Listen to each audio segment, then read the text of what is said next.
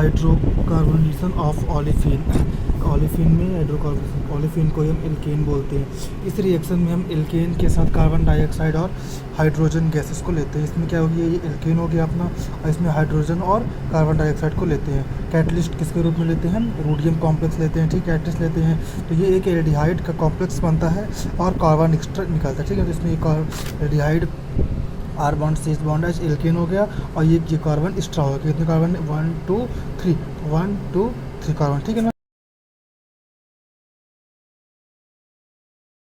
तो ये रिएक्शन प्राप्त होती है।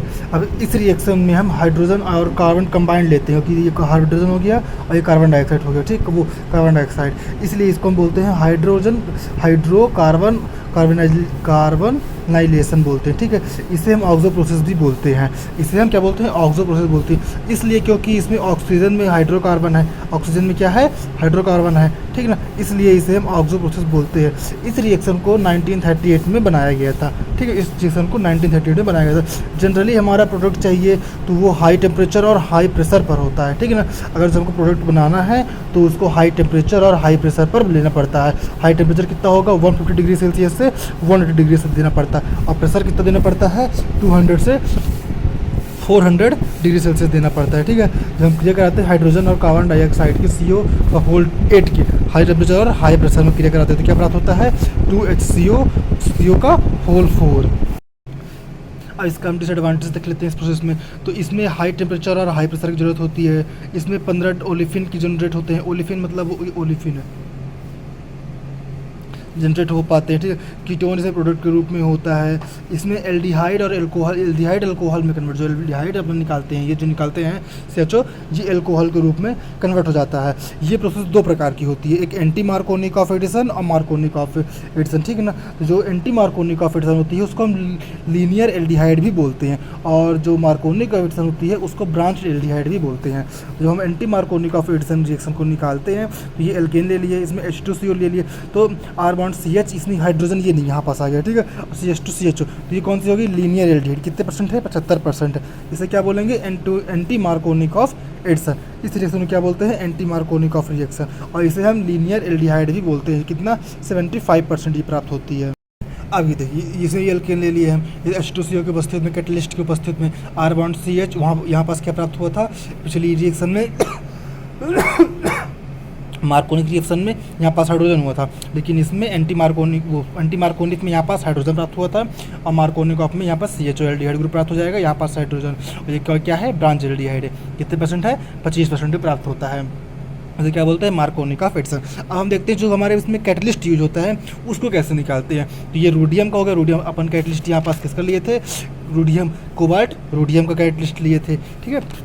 तो यहीं पास हम ये कोबाल्ट रोडियम का कैटलिस्ट लेते हैं, RH bond hydrogen, PH3P PH3P PH3P C triple bond O, ठीक है ना। अब इसके हम मैकेनिज्म देखते हैं। तो हम इसको, जो ये PH3P है, इसको हम लिगेंड मान लिए हैं, और ये हाइड्रोजन मेटल है, तो ये मेटल ये वाला यहाँ पास है C+CO, ठीक है। तो जब इसमें हम एक लिगेंड को हटा देते हैं, क्या करते हैं, इंसर्शन कर देते हैं, तो हमारे पास क्या बचता है, RH bond H L ligand बचेगा, ठीक है ना। और इसमें हम क्या करवाते हैं, एल्केन करवाते हैं, RCH डबल बॉन्ड CH उपस्थित करवाते हैं। तो इसमें क्या ऐड हो जाता है, R, ये LL है ना, ये दोनों L है ना, तो ये L आ गया, ये H आ गया, कार्बन CO, ठीक है ना। अब CH डबल बॉन्ड CH2, और ये R, ये जो R है ये ऐड हो गया। अब इसमें हम एल्कीन का इंसर्शन, मतलब alkene CH2 double bond CH2 का इंसर्शन कराते हैं, ठीक है, ऐड करवाते हैं।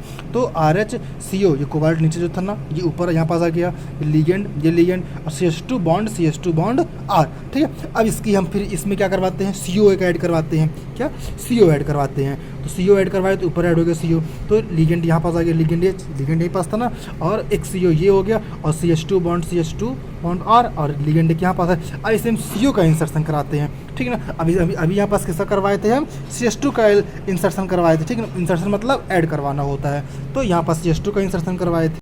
ठीक है। इसमें फिर सी ओ का इंसर्शन कराएंगे तो ये सी डबल बॉन्ड ओ यहाँ पास ऐड हो गया ना, और सेम प्रोसेस पूरी लिखी है CH2 CH3 है। अब इसमें हाइड्रोजन का इंसर्शन कराएंगे।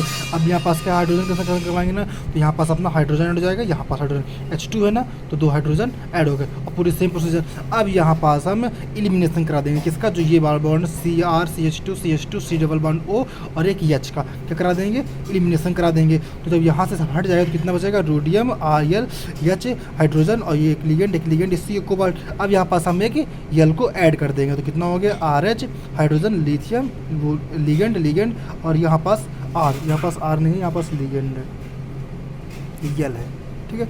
और ये CO, ये कैटलिस्ट हम जो स्टार्टिंग में कैटलिस्ट लिए थे वही कैटलिस्ट हमको यहाँ पास प्राप्त हो गया। Thank you.